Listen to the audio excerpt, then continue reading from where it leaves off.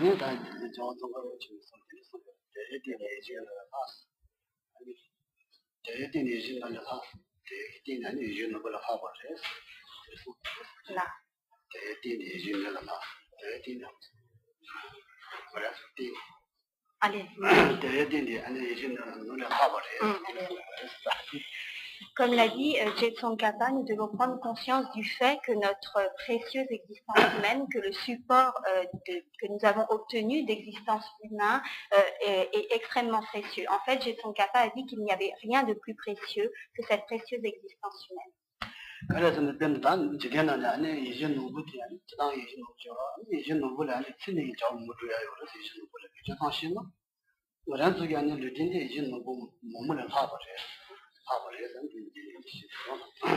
En fait, il a expliqué que cette existence humaine était plus précieuse que le joyau qui exauce tous les souhaits.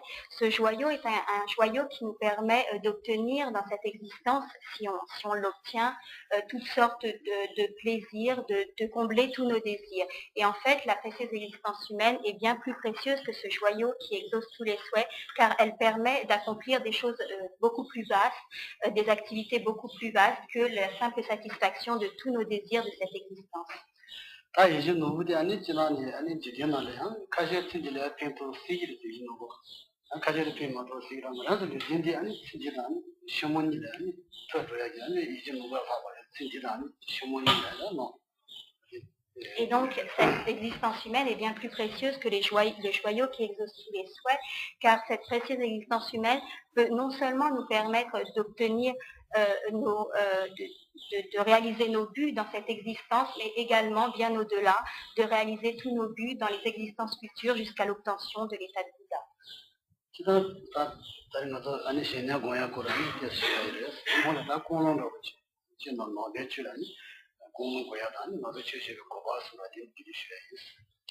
L'enseignement de ce soir a pour sujet le calme mental, la méditation sur le calme continu, mais auparavant, Geshe-la aimerait rappeler quelques principes de base sur la motivation, la manière de pratiquer.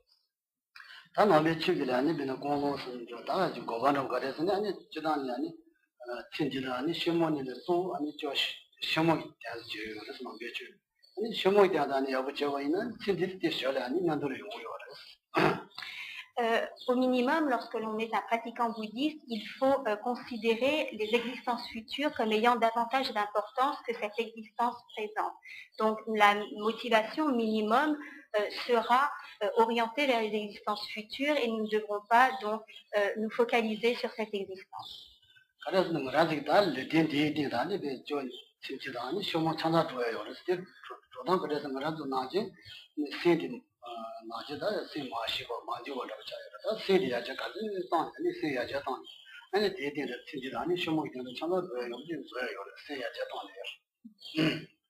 Lorsque l'on développe son esprit, non seulement nous pourrons réaliser les buts de cette existence, mais nous pourrons également réaliser tous nos souhaits dans les existences futures. Donc nous devons, lorsque l'on pratique, au minimum avoir cette motivation d'obtenir une existence humaine dans les vies futures et de manière secondaire, nous obtiendrons des bienfaits même pour cette existence.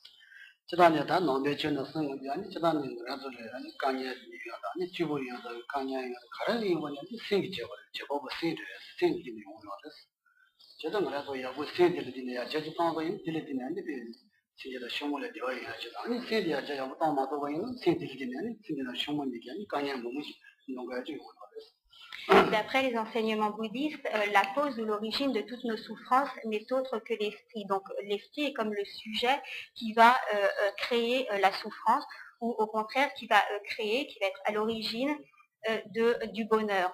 Donc quels que soient les bonheurs ou les souffrances que nous endurons, tout cela provient de l'esprit. Donc si nous développons notre esprit dans le bon sens, il n'y a pas de raison pour que nous n'obtenions pas le bonheur. Au contraire, si nous ne développons pas notre esprit, mais si au contraire nous laissons notre esprit s'envahir par les perturbations mentales, nous aurons pour résultat la souffrance.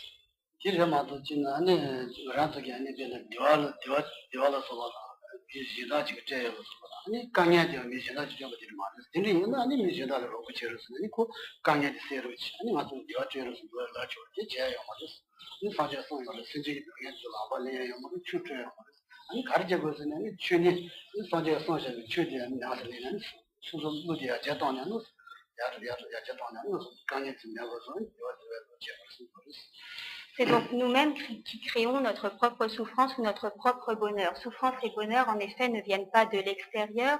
Le Bouddha a bien expliqué qu'on ne pouvait pas donner le bonheur, qu'on ne pouvait pas prendre la souffrance, qu'on ne pouvait pas laver autrui de leur faute, de leur souffrance.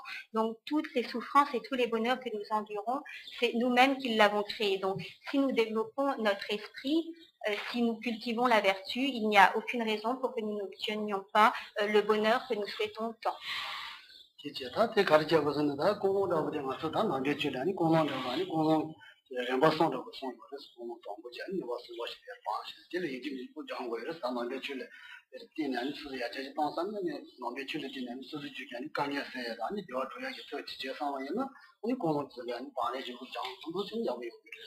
Si nous désirons obtenir le bonheur et nous affranchir de la souffrance, il est très important d'entraîner notre esprit à développer progressivement trois types de motivation. Donc, dans le bouddhisme, on distingue trois types de motivation, inférieure, intermédiaire et supérieure.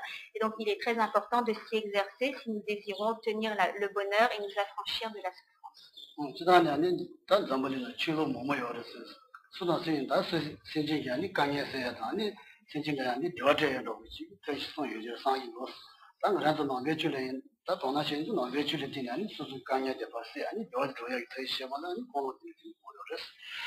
De manière générale, le monde offre différentes méthodes, différents moyens d'obtenir un certain bien-être, un certain bonheur, et certaines méthodes également peuvent être utilisées pour obtenir l'affranchissement temporaire de certaines souffrances. Mais lorsque l'on est bouddhiste, si l'on veut obtenir un bonheur véritable et nous affranchir véritablement de toute forme de souffrance, nous devons absolument donc entraîner notre esprit à ces trois types de motivation.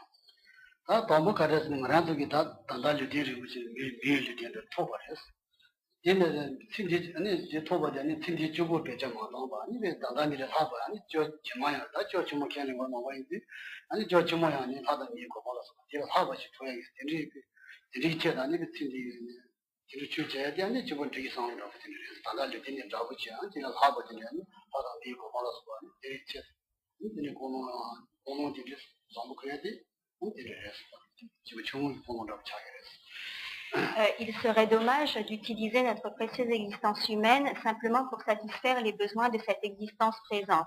Et donc, il va falloir, en tant que bouddhiste, faire en sorte de développer la motivation inférieure, qui est la motivation de pratiquer en vue d'obtenir dans les existences futures une renaissance en tant qu'être humain ou en tant que Dieu.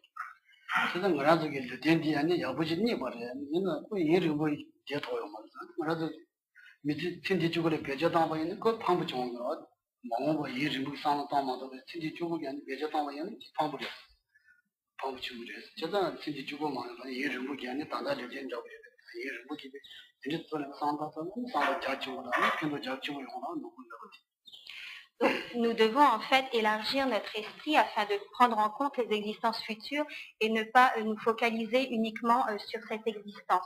En effet, cette existence, quelle que soit sa durée, le temps d'une vie est finalement extrêmement court et il serait extrêmement décevant d'utiliser cette précieuse existence humaine si difficile à obtenir que pour ne satisfaire que les besoins de cette existence. Donc, nous devons faire en sorte d'élargir notre esprit afin de prendre en compte les existences futures.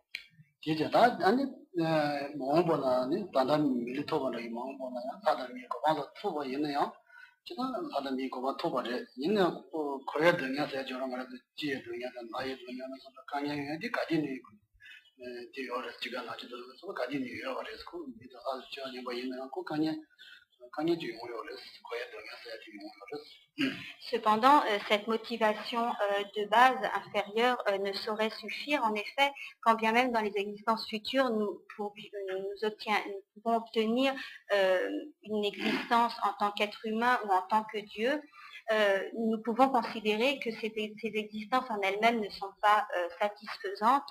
En effet, ces existences comprennent un grand nombre de souffrances. Donc en tant que Dieu ou en tant qu'être humain, nous avons à endurer un grand nombre de mal-être et de souffrances. Et donc, nous passerons à une seconde étape en développant la motivation intermédiaire, qui est le souhait de s'affranchir définitivement de toute forme de souffrance, donc de nous libérer du cycle des existences.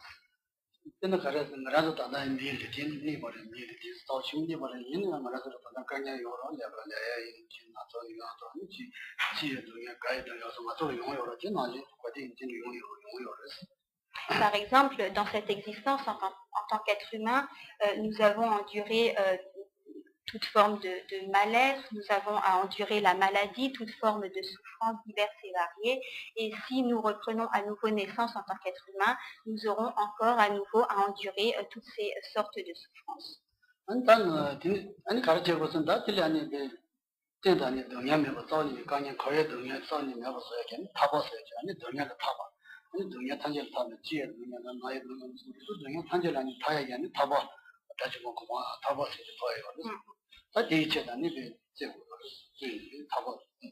Et pour s'affranchir de toutes ces souffrances, il n'y a pas d'autre solution que d'obtenir la libération définitive du cycle des existences.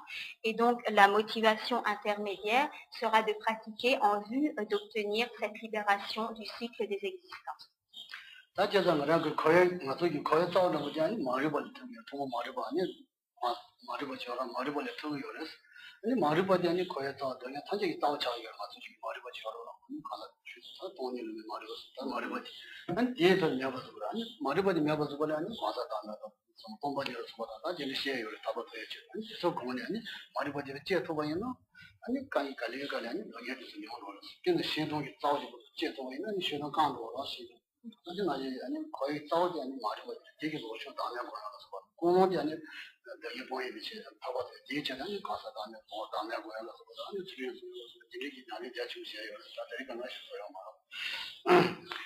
L'origine de la souffrance est l'ignorance, et donc ce qui nous maintient dans le cycle des existences est cette ignorance.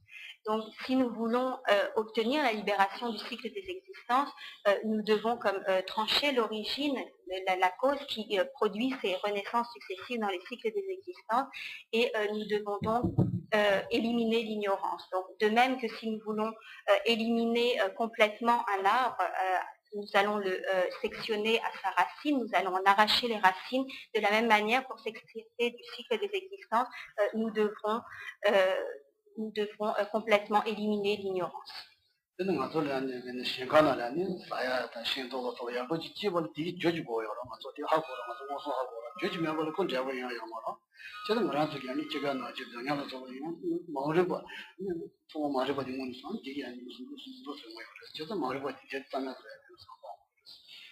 Chaque effet a une cause bien spécifique. Nous pouvons le constater par exemple dans un champ. Pour obtenir des fruits, il faut qu'il y ait une graine de plantée. De la même manière, tous les effets ont une cause, et donc si nous voulons obtenir la libération du cycle des existences, nous devons éliminer ce qui nous maintient dans ce cycle des existences, et notamment donc l'ignorance.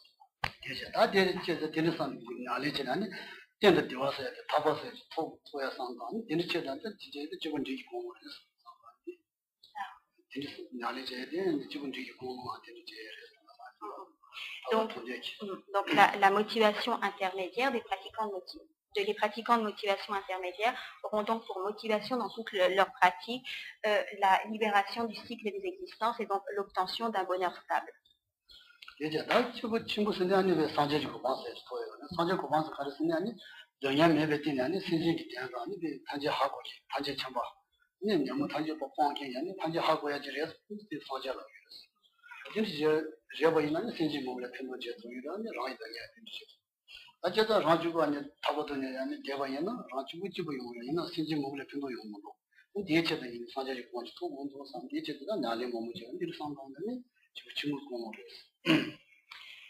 Lorsque l'on développe la motivation intermédiaire et que l'on pratique en vue d'obtenir la libération du cycle des existences, on le fait pour soi-même et c'est donc un bien propre que l'on recherche. Mais en réfléchissant, nous verrons qu'il ne convient pas finalement de penser qu'à soi et nous penserons qu'il est bien plus profitable d'obtenir l'état de Bouddha, donc un état où nous avons éliminé toute souffrance, mais où nous avons également développé l'omniscience et où nous avons développé la compassion et l'amour pour tous les êtres vivants.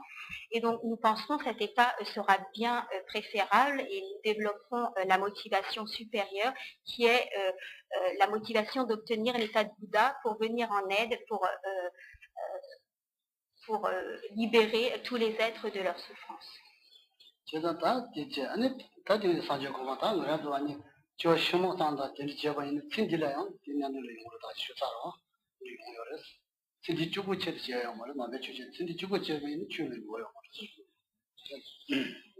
Lorsque l'on est un pratiquant bouddhiste, la motivation minimum est donc de pratiquer en vue d'obtenir une précieuse existence humaine ou une existence divine dans les existences futures. Donc c'est le minimum en tant que pratiquant bouddhiste. Mais si on développe les motivations intermédiaires et supérieures, le fait de reprendre une naissance favorable en tant qu'être humain ou en tant que Dieu arrivera comme de manière secondaire, de manière automatique, car en effet, si nous développons des motivations supérieures, tous les fruits des motivations inférieures seront obtenus.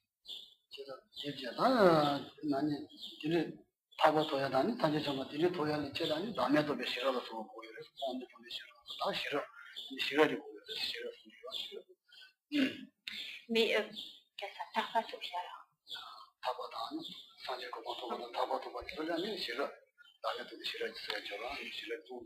mais pour obtenir la libération du cycle des existences et pour obtenir également le stade de l'état de Bouddha, il est indispensable de développer la sagesse qui réalise la vacuité.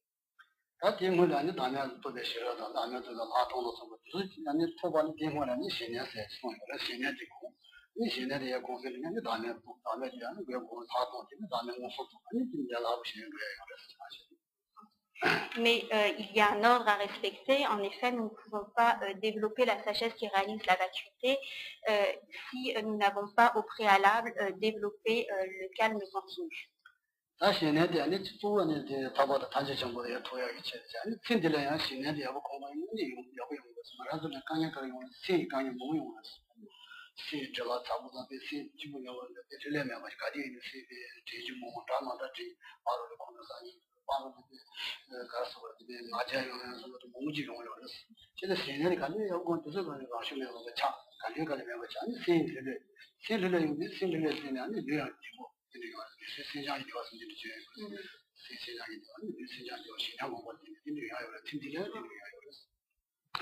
Il y a de nombreux bienfaits que nous pouvons obtenir en pratiquant Shiné, donc le calme mental. Bien que cela ne soit pas l'objectif, nous pouvons retirer de nombreux bénéfices en pratiquant Shiné, ne serait-ce que pour cette existence. Donc nous obtiendrons un esprit donc apaisé qui nous permettra donc de réduire la colère, donc de réduire les mauvais comportements. Cela nous permettra d'avoir moins de distractions, d'avoir un esprit plus concentré. Donc de nombreux bienfaits seront obtenus pour cette existence et à terme, la pratique de Shiné nous permettra d'obtenir ce qu'on appelle la maniabilité physique et mentale.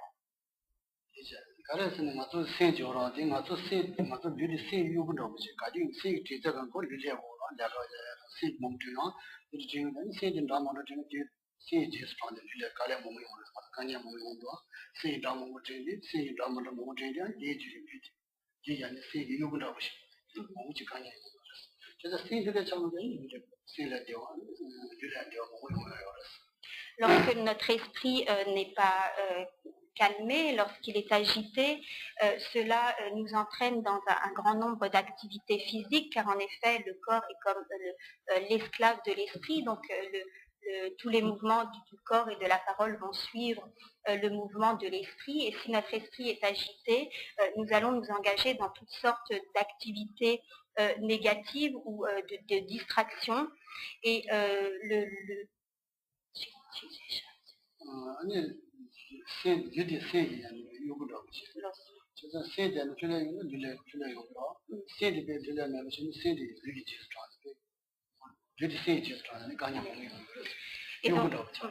donc, si nous calmons notre esprit, donc de la même manière, nos activités de la parole et du corps seront par là même apaisées, donc nous en ressentirons un grand bien-être, un grand calme intérieur.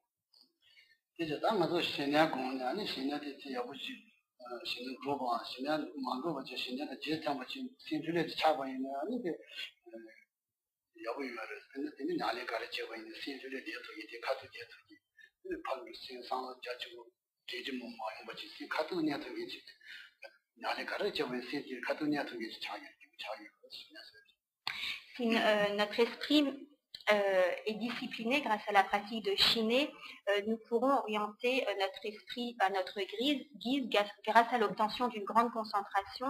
Nous pourrons entreprendre des pratiques difficiles qui demandent une grande concentration. Nous pourrons nous engager dans n'importe quelle pratique et cela avec une grande facilité.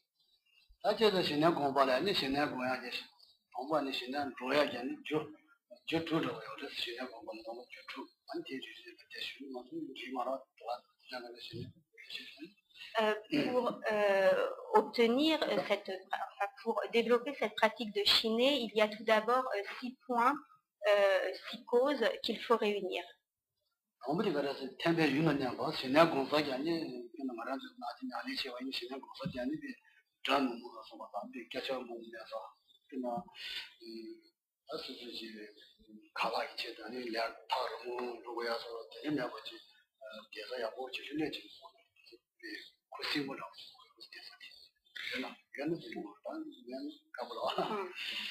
Premièrement, autant que possible, nous devons faire en sorte de pratiquer dans un lieu qui soit calme, où il n'y ait pas beaucoup de bruit, un lieu où nous pouvons obtenir facilement de la nourriture pour ne pas interrompre trop longtemps notre pratique. Donc nous devons avoir tout ce dont nous avons besoin à proximité. Donc nous rechercherons en premier lieu un lieu de cette nature.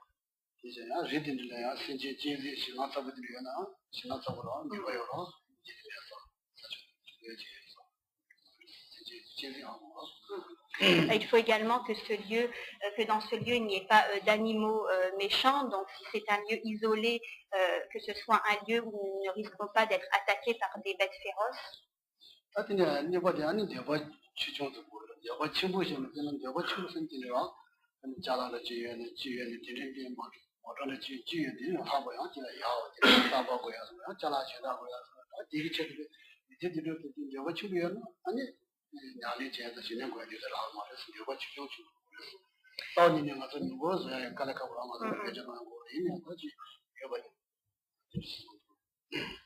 Deuxièmement, il faudra avoir peu de désir, c'est-à-dire ne pas toujours vouloir quelque chose de mieux, donc faire en sorte de se contenter de ce que nous avons, si cela suffit pour notre pratique, donc de ne pas avoir de manière générale même de trop grands désirs, ce qui pourrait perturber notre méditation.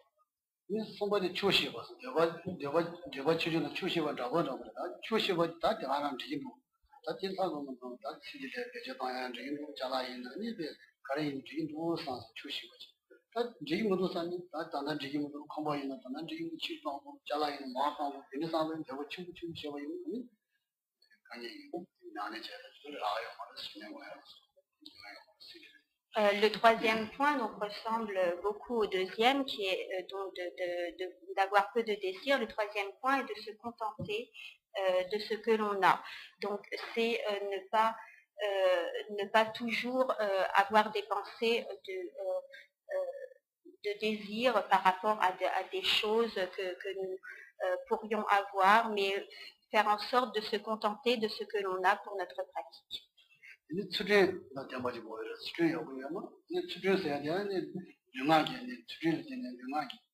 저 이런 거 이게 세대 들려요. 세대가 이게 좀 들려서 뭐다. 좀 뭐라지랑 라디오에 들으면 무서워요. 라디오에 참여하는 이게 좀 뭐서 하고 써봐요. 얘는 세대 되어가지고 이런 들려요. Du temps. 근데 이거다 이거 있는 지금 무서워요. 너무 많이 참여하는 이게 좀 뭐 이게 좀 뭐 들으면 하고 써봐요. 아니 약간 지금 때는 세대가 하다 뭐지 가도를 이게 Quatrièmement, il faudra faire en sorte de préserver l'éthique et les vœux que nous avons pris. Donc, pour un moine, il y a un certain nombre de vœux à respecter. Pour les laïcs, il y aura également une éthique de base et des vœux à respecter. Donc, le fait de respecter cette éthique nous permettra d'avoir également un certain contentement, un certain calme qui nous sera utile pour débuter notre pratique. 이제 너지 내가 좀 뭐라 수제가 저거는 수수 치료 아니고 좀 자주 몸 시행해서 좀 몸을 그래서 되게 몸을 좀 이게 이 신나 고도 말아 너지 생기는 자주 몸 시행해서 좀 아야가 들리지만 그런 이게 돼요 신뢰를 해야 돼 이거 말아 가지고 있고 말 거로 말은 뒤에서 해야 말은 되는 거지. Cinquièmement, il faudra avoir peu d'activités, donc ne pas, entre les sessions de méditation, aller au spectacle, faire du commerce ou avoir des discussions sur des sujets divers et variés. Donc minimiser les activités.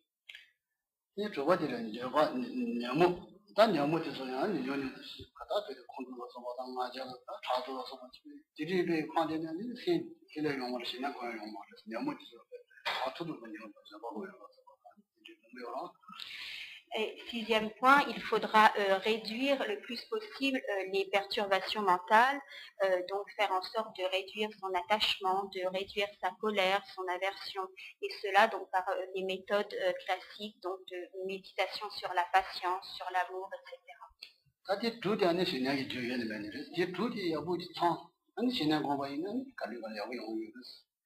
Donc, ces 6 points sont absolument essentiels si l'on veut pratiquer Shiné.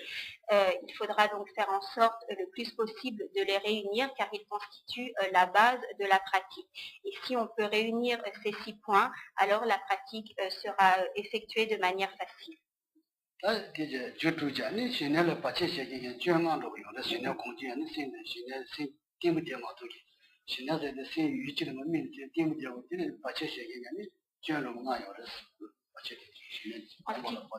En ce qui concerne la pratique proprement dite, donc lorsque l'on commencera la pratique de Shiné, nous allons rencontrer principalement 5 obstacles qui nous empêcheront donc de rester concentrés sur l'image que nous aurons choisie pour la méditation.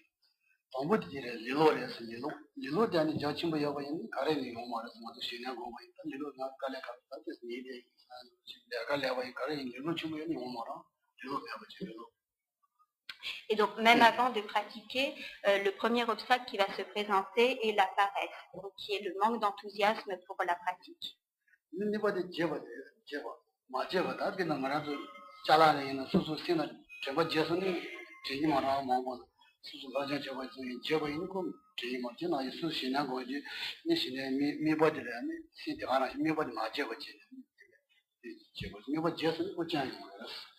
Le deuxième obstacle ou le deuxième facteur qui va se constituer en tant qu'obstacle dans notre pratique est l'oubli. En effet, lorsque nous serons concentrés sur l'image que nous aurons choisie pour le calme mental, nous devrons avoir une mémoire de cet objet et donc l'oubli se posera en obstacle contre le maintien de la vision claire de cet objet.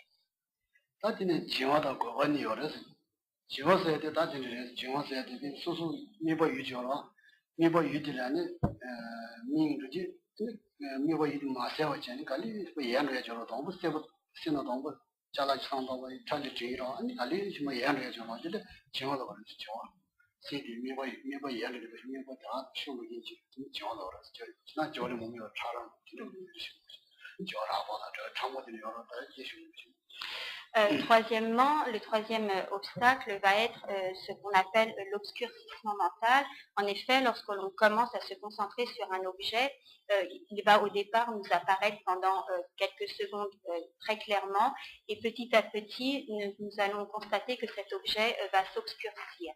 Donc il y a ce qu'on appelle un obscurcissement grossier, un obscurcissement subtil, mais de manière générale, donc l'obscurcissement constitue le troisième facteur, le troisième obstacle.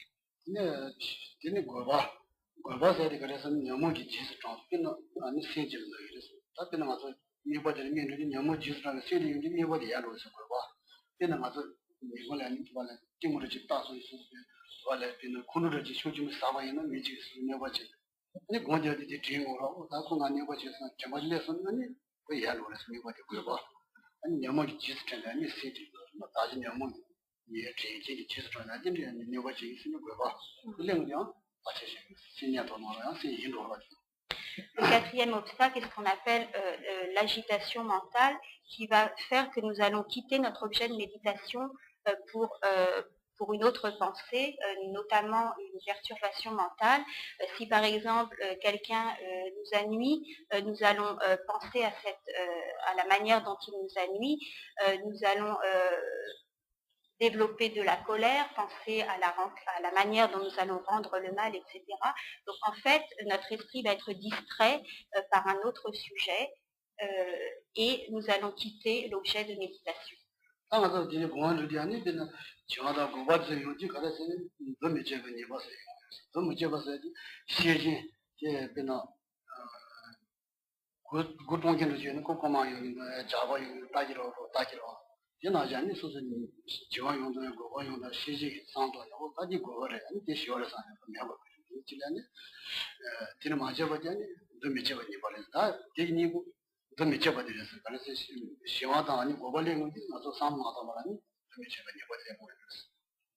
Pour lutter contre cet obscurcissement mental et contre cette agitation, c'est le fait de perdre l'objet de méditation, nous devons développer la vigilance, qui est un facteur mental qui va nous indiquer que nous sommes justement en train d'avoir l'esprit obscurci ou que nous sommes en train de quitter l'objet de méditation.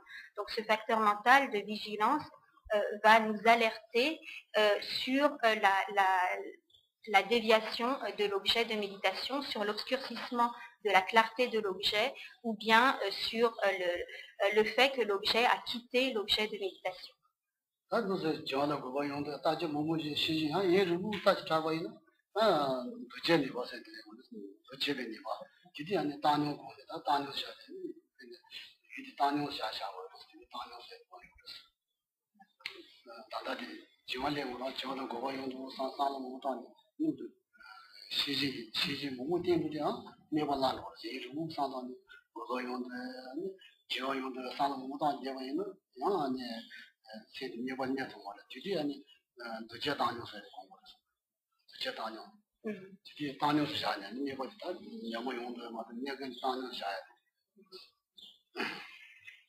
Lorsque nous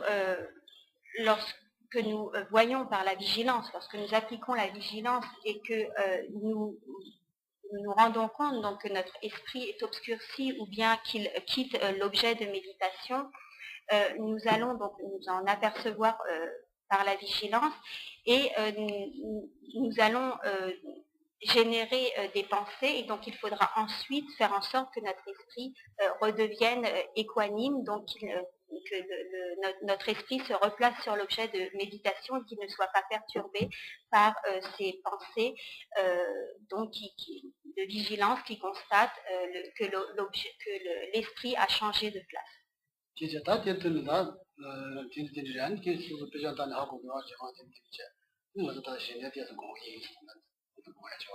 Donc pour essayer d'avoir une petite expérience de Shiné, nous allons faire un essai maintenant et donc méditer.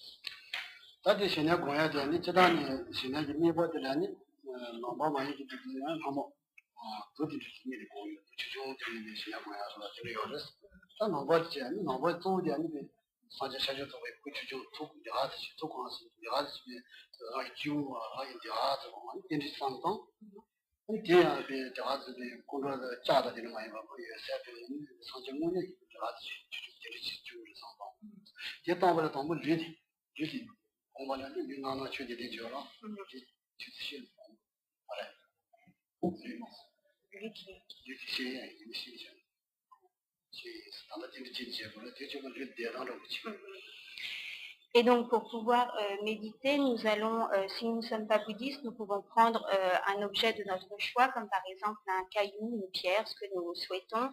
En tant que bouddhiste, il est bien de visualiser le corps d'un Bouddha de la taille d'un pouce, que nous pourrons visualiser soit devant nous, dans l'espace, soit au-dessus de notre tête, donc tourner dans la même direction que nous. Auparavant, il faut également préciser la manière, la posture qu'il faut adopter pour pratiquer Shiné.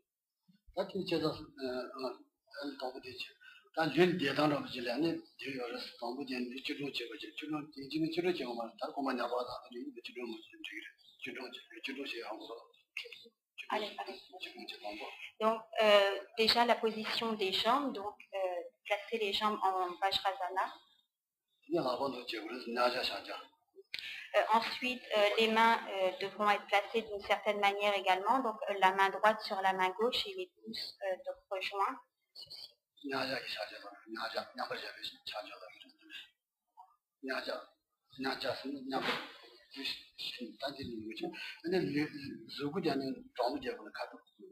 La colonne vertébrale devra être bien droite.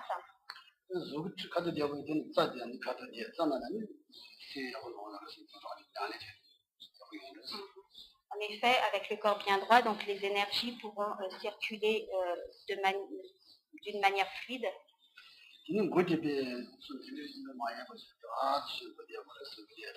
La tête devra être également bien droite dans le prolongement de la colonne vertébrale, donc pas trop en arrière, pas trop en avant.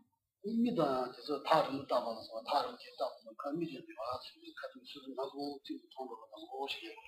les yeux donc, devront être légèrement baissés dans la direction des ailes du nez.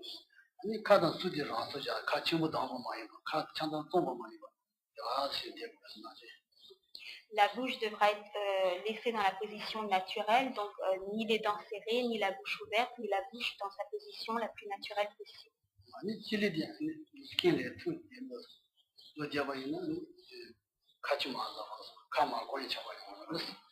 Et on pourra plaquer notre langue sur le palais supérieur afin d'éviter de baver, donc cela nous empêchera de baver.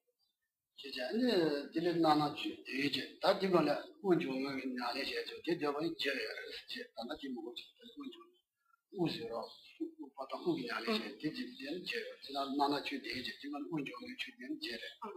y a un 8e point qui inclut donc le souffle qui ne sera pas forcément développé ce soir.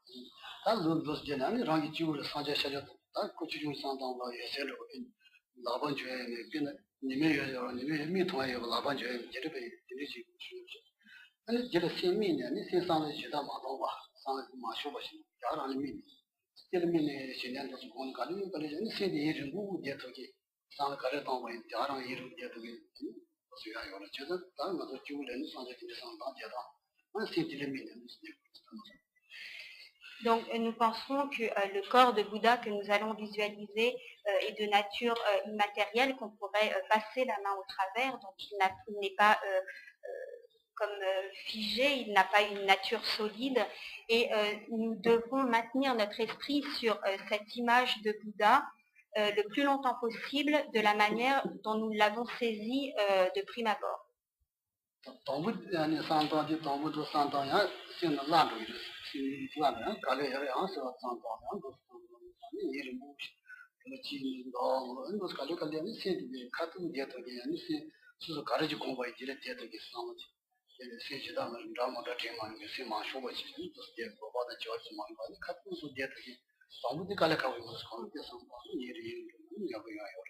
Au début, la pratique est difficile. En effet, l'esprit ne va pas maintenir longtemps l'image. Donc l'image que nous aurons choisi va très vite disparaître, mais il faudra sans cesse donc ramener l'image à l'esprit et petit à petit, donc au bout de plusieurs semaines, plusieurs mois, plusieurs années de pratique, nous pourrons maintenir un temps, un très longtemps avec notre esprit donc maintenu sur l'image comme nous l'avons saisi en premier lieu.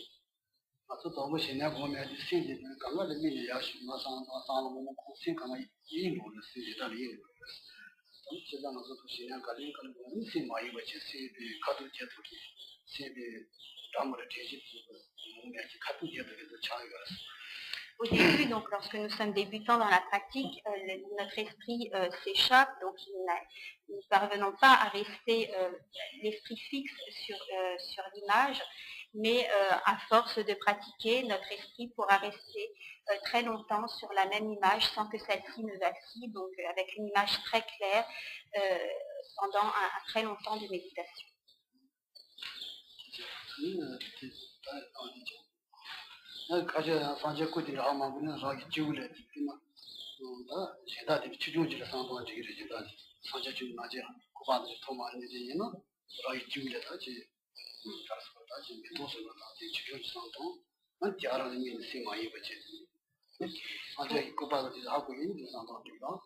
Pour les personnes qui ont déjà en tête l'image d'un Bouddha, donc elles choisiront cette image en essayant de maintenir le plus longtemps possible leur esprit sur cette image telle qu'elles l'auront saisie de prime abord. Pour les autres personnes qui n'ont pas l'idée de l'image d'un Bouddha, elles pourront prendre une fleur ou tout autre objet et essayer surtout de maintenir votre esprit sur l'image que vous avez choisie sans que cette image ne bouge, sans qu'elle ne se ternisse, et donc de maintenir le plus longtemps possible votre esprit sur cette image choisie.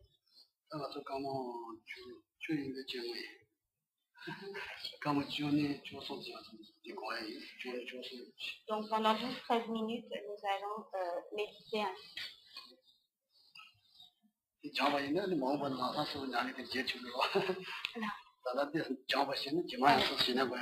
Donc là, il s'agit d'un petit entraînement et puis ça vous donnera un avant-goût pour pouvoir prolonger la pratique plus tard.